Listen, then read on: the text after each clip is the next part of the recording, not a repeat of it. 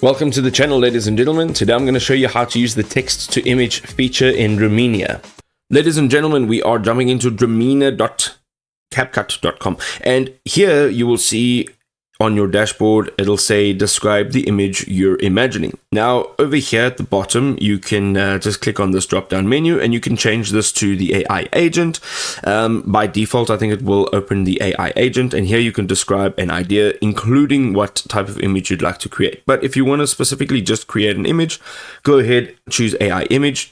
Here you can choose the model in which you would like to generate with. So right now I'm just using the image 4.0, which is their standard. Of course you can use Nano Banana and a bunch others.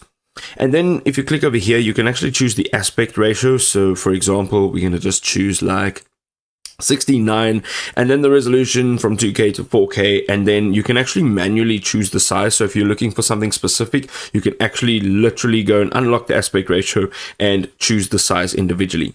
And then they have a nice feature which means you can actually draw text on an image. So if you created an image, you can actually just click on this and draw text onto that image. This is great if you're doing thumbnails.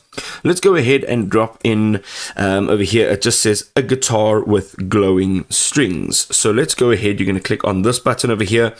Within the next few seconds, depending on how congested the server is, you will have your image. Ladies and gentlemen, it has generated 4 images. And if you just open up each image, you'll see that it is very, very accurate. I like it very much. You can also do a bunch of other things. If you put your cursor over that image, you can actually upscale. You can use their in-paint feature, whereas you just mark off what you'd like to edit and then edit it. Expand, generate a video from the actual image, and then they have an eraser or a remove tool.